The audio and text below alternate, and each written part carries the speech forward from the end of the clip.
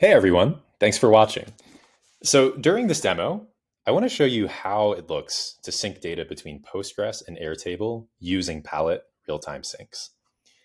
So with real-time two-way syncing, you get to leverage all of Airtable's cool features while also taking advantage of the performance and scalability of a Postgres database. It's really a best of both worlds scenario. So I will first show you how Palette captures data changes on either side. Then I'm also going to show you some features we have in place to keep your prod data safe. And then finally, I'm going to show you some tricks to fully leverage Airtable as a workflow automation and business intelligence tool. Cool. So what kind of data are we looking at here? Let's say that you are the head of a B2C startup and you've got your users' data sitting here in Postgres, but you want to be able to interact with that data more easily, visualize it, and create workflows around that data, right? Using Palette, we've connected it to Airtable. And so right now, these two data sets are perfect mirrors of each other. And I want to show you what it looks like when changes happen on either side. Before we do that, I just want to call out, we've got a number of different field types here in Airtable. We've got text fields, formula fields, of course, numbers, Boolean check marks, status, dates, etc. So let's go over to Postgres. And let's say we need to make some changes to this user in Postgres. We'll start with Abby Pocket. So we're going to change a couple of things about Abby. We'll say that her go live date was actually 12/15. And we'll change her status to healthy. So let's say that we also want to change some customer tags related to Abby. Let's say that she is on the paid plan. And let's also say that she is a power user. Okay, so let's save down these changes in Postgres. And then over here in Airtable, we should see these changes happen in real time. So we'll scroll to the right here and, oh, we almost missed it. But you can see here that customer tag was populated with these new pills, paid plan, power user. Your status was changed to healthy. And then, of course, go live date changed to 12/15. We can also do this from Airtable to Postgres. So let's say we realize, hey, her first name doesn't have an E in it. There we go. And she's actually 30.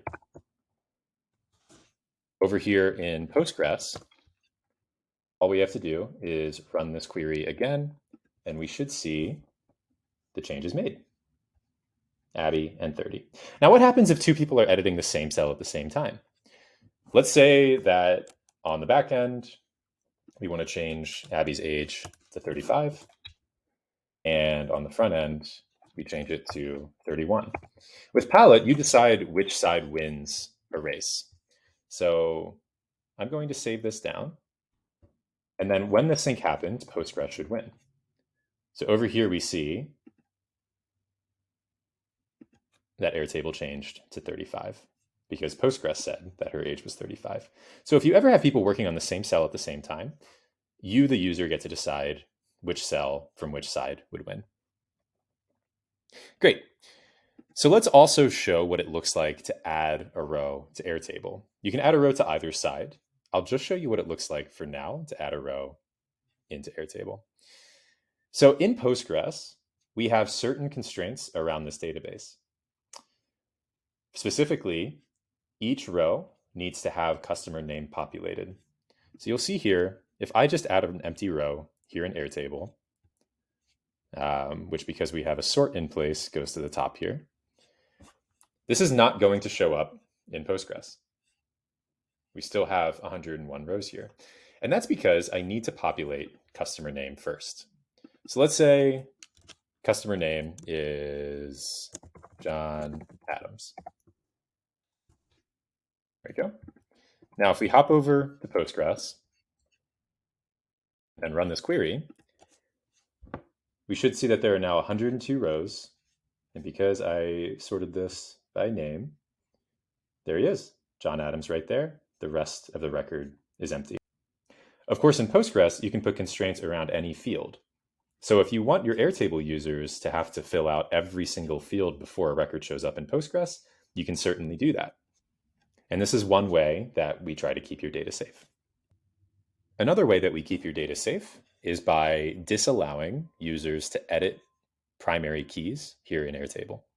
So it's useful to have your primary key in Airtable so that you can match records between Postgres and Airtable. But of course, you don't want your Airtable users to mess up your production data. So let's say somebody accidentally does that for Abby. They change this to blah, blah, blah.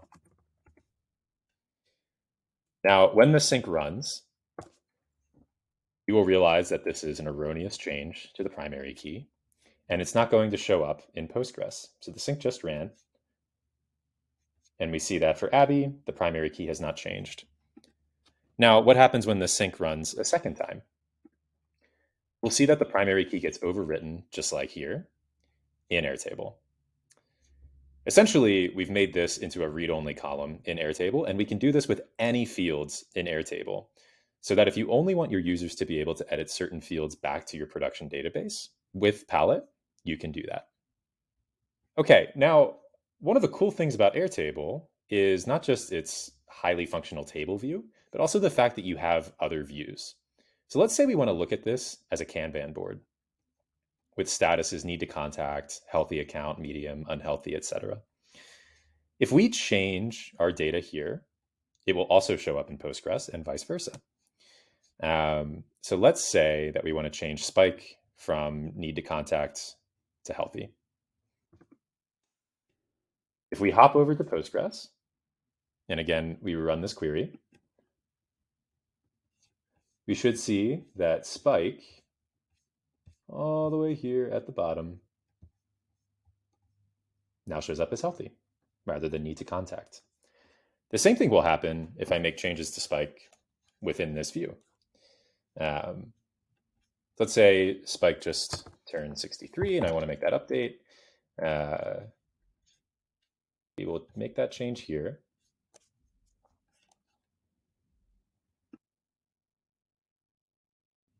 And over in Postgres, you'll see that spike is now 63.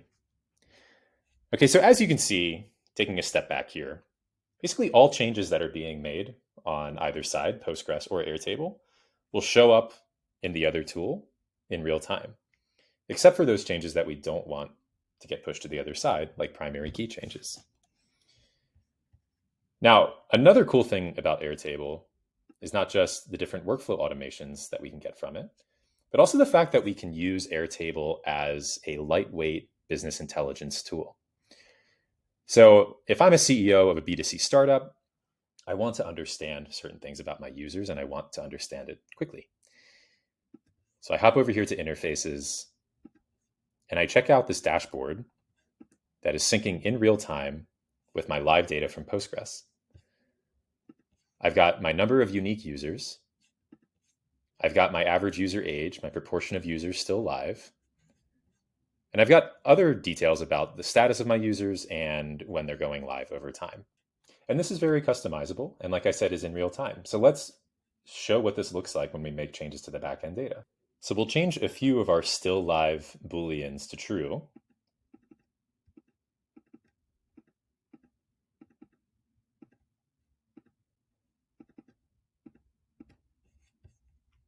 Save down those changes. We should see this proportion of users still live go up in real time. And there it is. So now about 54% of our users are still live. So using Palette with a backend database like Postgres and Airtable on the front end, you can have a real-time dashboard that you can visit every single day to get the health of your accounts, understand your users, really understand anything about the data that you're tracking over time. So I hope that's helpful. Thanks for watching this demo. As you can see, there are a lot of things that you can achieve once you have data flowing in real time between Postgres and Airtable. We built this to help people like you move faster, and we're happy to answer any questions that you have. Thank you.